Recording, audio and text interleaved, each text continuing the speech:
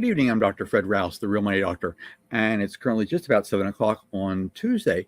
Where are we at here? June 30th, actually, last day of the month.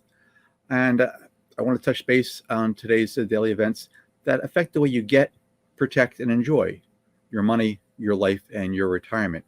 Now, the question for today is, what does it mean to you? And I'll get to that in just a few minutes. And that's always sort of interesting. For now, we start, as we've been doing since early March anyway. Total number of COVID cases in the U.S. right now is at 2,623,000. That's up 59,000 since yesterday. Okay. The deaths right now are at 127,000 people have died.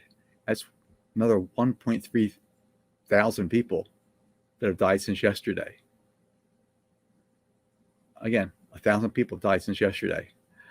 New York State still has the largest number of cases. They have 393,000 cases right now, and they're up 661 cases since yesterday. Now, the deaths are a little strange here today. They're reported at 32,000, which would be 635 additional people died since yesterday. Something's off with the numbers on that one. I don't know what was going on with the reporting. Something's a little strange, and we'll see what happens when that hopefully corrects in a day or so. But I can't imagine that they had 635 people die since yesterday. They've been doing exceptionally well with their numbers. Now, California has taken the number 2 highest spot with 226,000 cases right now. They're up 11,000 cases since yesterday. The state of California is up 11,000 cases since yesterday. Now, the total deaths right now are at 59,888. That's 180 people died in California since yesterday. So things are moving along, and I'll get into that just a little bit. New Jersey's got the number 3 spot. Texas got pushed up a couple days ago to number 4. Florida also got pushed up a couple days ago to number 5. Illinois has dropped to number 6. Massachusetts has dropped to 7.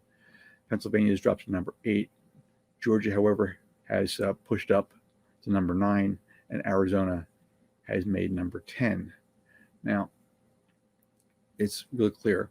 The total case number is jumping. Okay, the death toll right now is double what it was just 2 months ago, and it's really predicted to hit 180,000 dead people in the U.S. by October.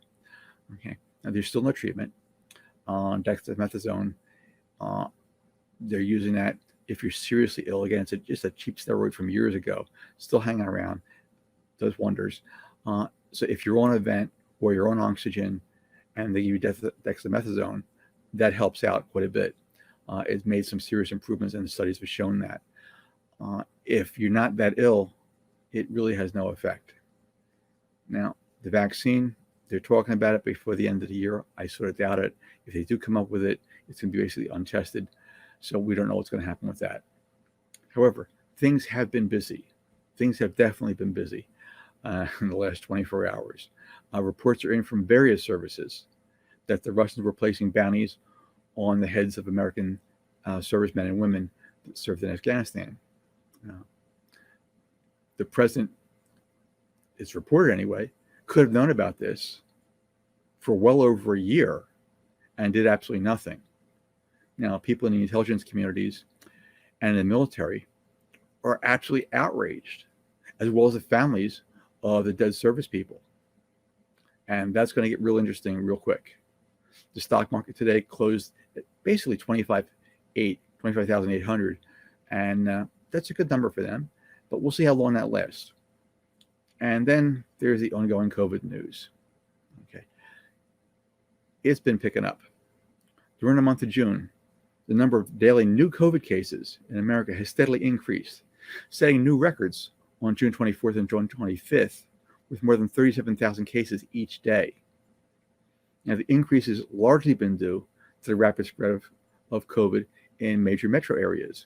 Now, 50 areas where COVID is growing the fastest are spread out among 16 different states, all of which are in southern and western U.S. Texas is by far had the most cities on the list with 14, followed by Florida that had 8, California with 6, and Arizona had 5 cities on the list. Now, These are just a handful of states that have confirmed more cases since mid-May than they did during the previous 2 months of the pandemic. Now, the sharp increases in confirmed cases comes on the heels of many states easing their social distancing restrictions. Now, recently, governors of Texas, Florida, and other states had to actually pause their expansion of the reopening plans, and some even started rolling back a little bit. There are right now 18 states where the number of new confirmed cases has at least doubled over just the last month. Differences in how, severe early outbreaks might explain, the relaxation of restrictions impacted on the spread of coronavirus. Now, up until the end of May, there was a strong downward trend, and new cases across the country really were tapering down. And then states started to reopen, and the number of new cases began really spiking. And in some states, they even quadrupled. Now, in Arkansas, which until May 12 was the state with the 10th lowest number of COVID cases per capita, there has been a surge of 268%. 268% in the total number of COVID cases between May 14 and June 22. The second largest increase in cumulative cases in any state in the country. Now, there's been a spike in daily coronavirus cases in November, in Nevada actually, since at least the beginning of June, about 2 weeks after the restrictions on some businesses were lifted. Now, the stay-at-home order expired on May 15th, and some restrictions had already been lifted before then. Salons and tattoo parlors opened at the end of May. So did pools and museums and zoos and malls and bowling alleys and movie theaters, but with reduced capacity. Nevada's economy, the lifeblood is actually the gaming industry. They reopened on June 4.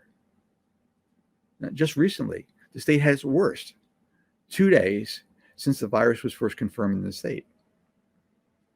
There were 462 new coronavirus cases on June 23, the most in a single day so far. 3 days earlier, Nevada reported 452 cases in a single day, the second most in a day. Mississippi's shelter-in-place order expired on April 27. Shortly after that, retail businesses and restaurants were allowed to open, again with limited capacity. And on June 17th, less than 1 month since restrictions on more business gatherings were lifted, Mississippi reported its second largest spike in COVID cases. Many new cases were linked to a fraternity and sorority parties. Health officials said that this is largely due to people just not following basic guidelines like wearing a mask and social distancing. Now, in addition to the number of coronavirus cases that were doubled since May 14th, Mississippi's total number of deaths related to COVID also doubled. So it wasn't just the cases, their total number of deaths also doubled. Tennessee's stay-at-home order expired on April 30th. Many businesses were then allowed to open, including restaurants and limited capacities. Retail stores reopened around the same time. And on June 19th, Tennessee reported its largest single-day increase in COVID cases since the first cases were actually confirmed in March. However, right now, the state is now including probable cases in its total number, which may help explain the spike, but we'll see what happens with that. It's just a counting thing.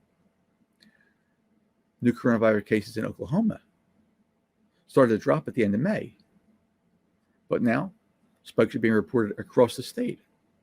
Now, Oklahoma really never had a stay-at-home order, except for the most vulnerable people.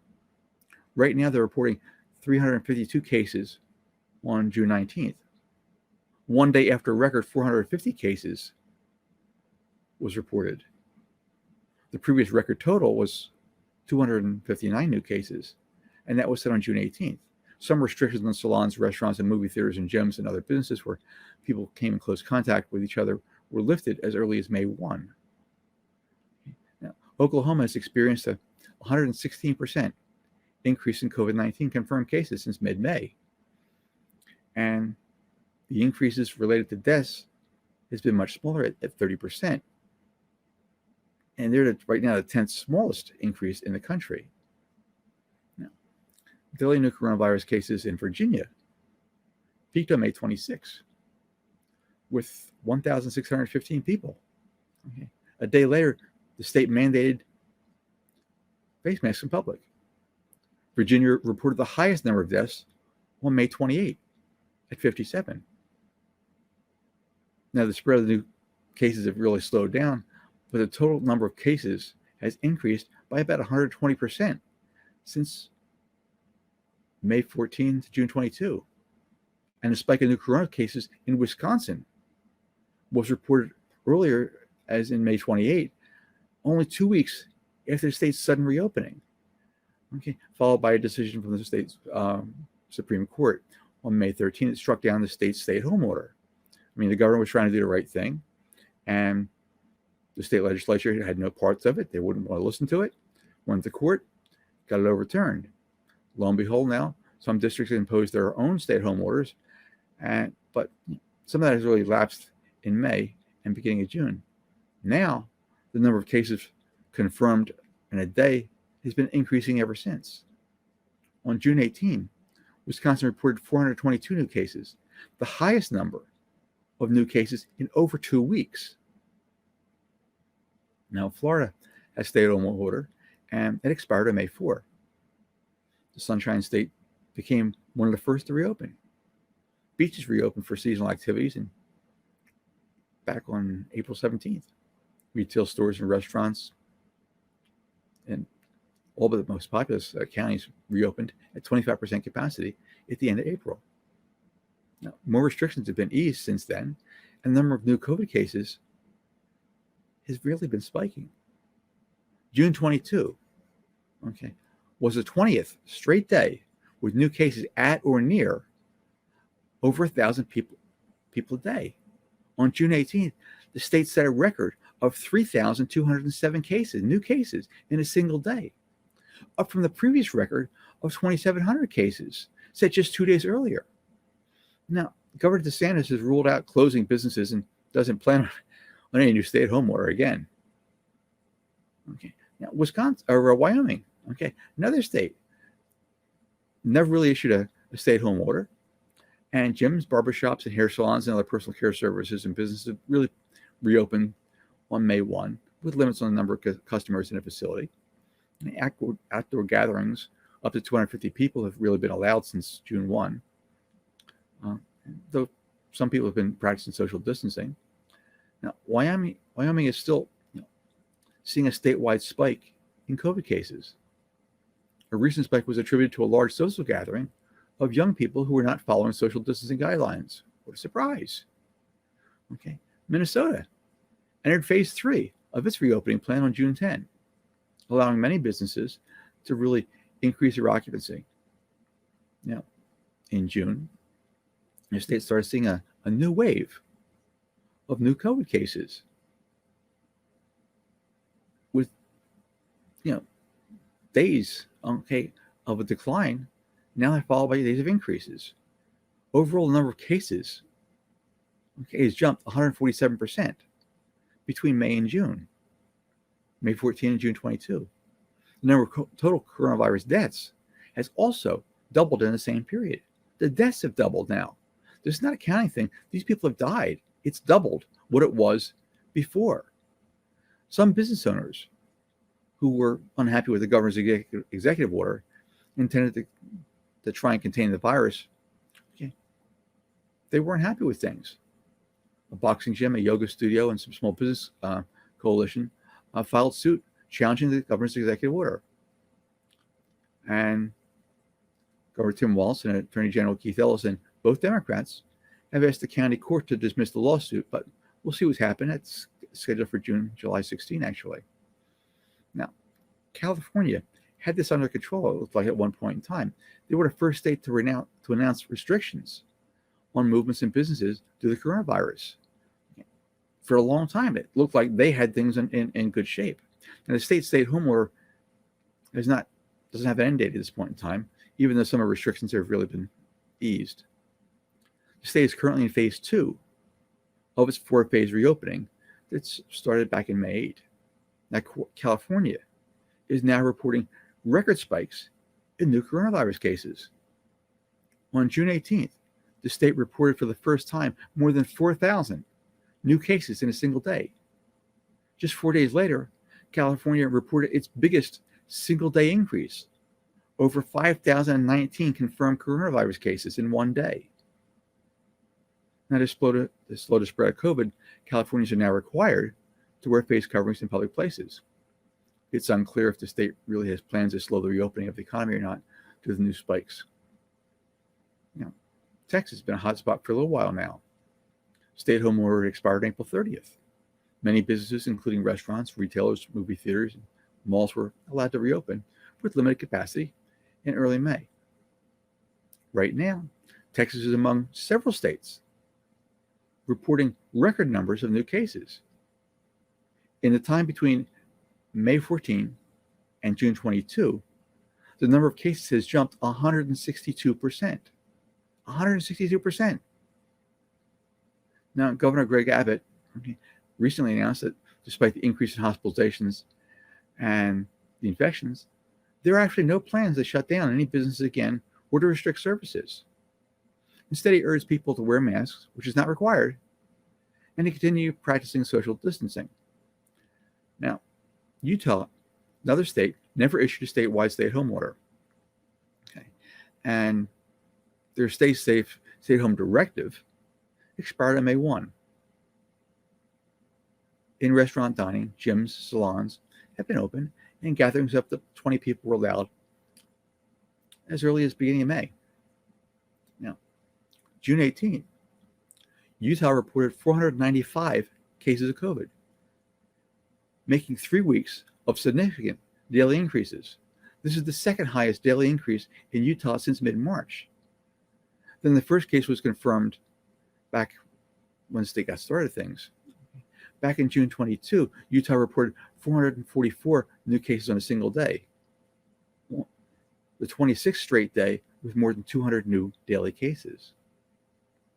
11 of the days with the highest number of new cases in Alabama were in June, according to state health officials. Now, in mid-June, Alabama had the second highest number of new cases per capita in the country. That was according to the Associated Press. Health officials are worried that the underlying health conditions that some are really more prevalent in the South are a major concern. Dr. Vickers, Dean of the University of Alabama, Birmingham School of Medicine, pointed to the high rates of diabetes, kidney disease, and heart disease in Alabama. And doctors have learned that for patients with these conditions, COVID is more likely to be fatal. Now, the number of deaths between May 14 and June 22 has increased by 76%. South Carolina saw COVID cases growing rapidly in June. On June 23, the state doctor, Linda Bell, said that there was a 42% increase in COVID cases. 42% over the previous 2 weeks. This is a very, very troubling trend, and it tells us that enough people are not taking this pandemic seriously enough and adopting measures that we've been recommending, and that's what Dr. Bell said.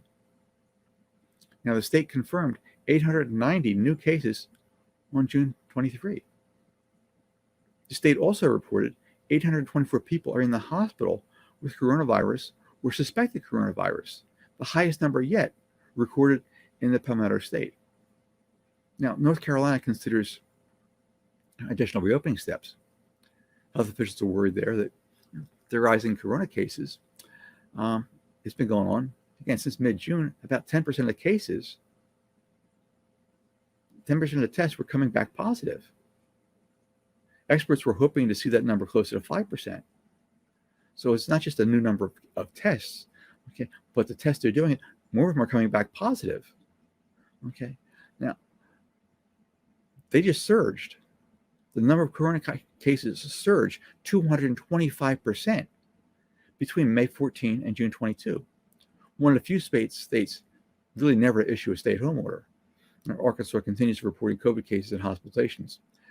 Okay. The state reported 595 new cases and 10 deaths on June 23. Now, Governor Asa Hutchinson said the number of positive cases is now higher than what was projected by the University of Arkansas Medical Sciences back on June 17. Now, Hutchinson is still counting on citizens to voluntarily social distance and wear masks. On June 12, the state reported 731 new COVID cases in just one day, the largest single daily jump in the state since the outbreak actually began. The total number of coronavirus cases has nearly quadrupled between May 14 and June 22, rising from 4,300 to 16,000. The number of total COVID cases related to deaths has more than doubled. Arizona became the top hotspot for COVID infections, and right now the state has so far confirmed nearly 60,000 cases. Health experts say that the trends are really worrisome. Between May 14 and May 20 and June 22, total number of cases, confirmed cases, has surged more than 330%, more than any other state. As of June 23, 84% of the state's intensive care units, their beds, were occupied. After the state lifted its stay-at-home order on May 15th, Governor Ducey blocked local jurisdictions from requiring residents to wear face masks. As cases have steadily risen, though, Ducey's reversed course, and one of the few attendees of the Trump rally, he actually wore a mask himself. Still, there's no statewide requirement to wear masks. And about 60% of the new cases in Arizona are people under the age of 44. And so it continues. And today in the Senate hearing, Dr. Anthony Fauci, director of the National Institute of Allergy and Infectious Diseases, said that I would not be surprised if we go up to 100,000 cases a day if this does not turn around. And he went on to say the nation is already seeing 40,000 new cases per day. We just can't focus on the areas that are having a surge. It puts the entire country at risk. I'm very concerned because it could get very bad. And that's what he had to say. And that gets real interesting. He's been doing this for a while, through many administrations. And again, we'll get into who believes what and why. But that really brings me to the question of the day. Okay, what does it really all mean to you? Now, you really might find it difficult to believe. You shouldn't, but you could. Okay, this whole thing has turned amazingly into a political question more than a health question for a lot of people. Now, as soon as you say anything about COVID on social media, you get immediately, jumped on from passionate people, hitting you from both sides. Okay, and there's absolutely no uncertain terms. Some of these people are really obnoxious. If you live in a city that's been hit especially hard, or if you know someone personally, there's absolutely no question in your mind, this is a serious situation.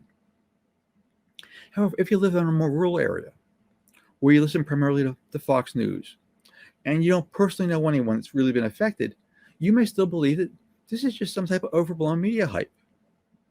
You may even believe that there's a major conspiracy out there trying to bring down President Trump. However, the longer things go on, the more chances are that you'll be personally affected. And at that point in time, you'll turn into a believer that COVID is real. You need to wear a mask and you need to social distance.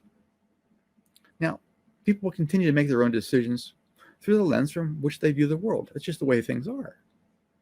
However, COVID cases are still rising, followed by hospitalizations and deaths. Now, they're not as high a rate, but they're still following. They're consistent. And if you're from a COVID hotspot state, and you want to visit New York, New Jersey, or Connecticut, you're going to be in quarantine for 14 days. If you want to travel to the European Union, any of those countries in the European Union, guess what? They just officially dropped the U.S. from the list of people that are allowed in. Okay, now people are seriously starting to beginning to question things. Okay, they're questioning, the police, the use of force, blanket immunity. Okay, more and more cases hit the news almost every day. Americans are questioning the monuments and the flags, that were on the losing side of a civil war. Alabama just voted the other day, And the governor approved taking the emblem of the Confederate flag off of its state flag. Now, financial and racial inequalities have been around for years, but now they're coming to the forefront, and people are really beginning to question them like no time ever in the past. The stock market and Main Street, they've been divergent for quite a while now. It's getting worse, and people are noticing. Now, the last year, maybe you're planning on retiring this year, maybe next year. But right now, that seems totally out the window at this point in time. It's really, really easy, okay, to get wrapped up in the events of the day. Allow yourself to get whipped up into a frenzy, make you think that there's absolutely no way out. You end up listening to the same news. You hang out with the same people. And you end up building your own little cult community. And that's okay for a while, until you need to interact with people in the rest of the world that don't see things exactly the same way that you do. And this could be from left or right. It doesn't matter. Both sides are doing the same thing. They both retreat into their own little areas. And at some point in time, though, at some point, it's probably going to be in your best interest long term, okay, to see where you fit in with the rest of society in general and to find your place in the world. At least it is if you want to be marginally happy, long term anyway. I mean, you can be happy short term for a day or two, maybe a month or two, but you can't stay in that little cult forever because the world comes crashing in. And if you want to, if you really want to, you can move ahead with your life. You can step out of the world and spend some time, some quiet time with your mind. Just turn off the news. Turn off the tech. Get away from the people that you normally spend your time with. You normally surround yourself with these same people all the time. Spend some time with your mind. Okay. What is it that you want out of your life? Don't listen to things you don't want. Everybody does that. What do you want? When you ask that question, interesting things happen. Everybody's very quick to say, I don't want this, I don't want that. What do you actually want, though? And when you look at things from the outside, you focus on your life goals. What are those one or two things you actually want to accomplish in your life? If your entire focus is just on those one or two things, you'll be totally surprised how quickly all the nonsense drops out. All the little petty things that consistently suck up your time, your money, and your energy. You'll see a clear path to get to the important things in your life. Try it, okay? With just a little bit of practice, you can feel a calm that you never felt before. And your decisions every day will be much easier to make because you'll be focused on those things, just as one or two things that really matter to you. When you do that, life gets amazingly simple. It really does. Now, I'm Dr. Fred Rouse. I'm the Real Money Doctor. My only goal is to help you to get, protect, and enjoy your money, your life, and your retirement. Now, I've come up with a program. It took me over 10 years of research. Okay? Over $350,000 of my money. And again, I'm retired at this point in time. And I like to share these things because my goal, my life goal, is to help as many people as possible to get, protect, and enjoy their money, their life, and their retirement. And what I found is that most people, my people, not the 2% at the top because I don't deal with those folks, but the working class people, the middle class folks that I'm one of, okay, that they're really not ready for retirement. They'd like to retire at some point in time, but they don't have the money. Maybe they've got $15,000, $20,000, $30,000, maybe $100,000, maybe two. It's not going to be enough. If they have $500,000, it's not going to be enough. So I come up with a program, and I only let a few people in. Again, I'm retired. I want to help out, but I don't want this thing to take up my entire life. Okay, I do have a life. I enjoy spending time with my wife, Dr. Terry, and we have a really good time together. Now, the COVID situation obviously put a damper on things because I don't get my restaurant time and we don't get our winery time like we used to. We really enjoy just going to wineries and just sitting there and relaxing. And we can't do that right now. But this will clear eventually, and we'll get back to that. But I've got this program, and if I can help you, that'd be great. Go to my site, drrousenow.com. There's a 12-minute video there. take a peek at the program, see if it'll help you. If you can, if you like it, put an application, and then we can at least talk. And then we can see what happens from there. I can't guarantee you anything. And it's by application only. And I only let a few people in because they've got a limited amount of time. I'm not interested in generating a giant business at this point in my life. And I'm really pretty fussy about who I let in because life is too short. I only deal with happy people. So if you're a happy person, okay, you have a need, you think after you're watching the video, yeah, that might work for me, get on a call and we'll talk. You can't buy anything on the call. You really can't. The only reason for the call, and I do the calls personally, is to see if you have a need or not. If you do, can I actually help you or not? And then 3, do I think we'd be able to work together? So for now, again, I'm Dr. Fred Rouse, the Real Money Doctor. I appreciate spending time with you tonight. I look forward to spending some time with you again tomorrow around 7 o'clock. Thank you.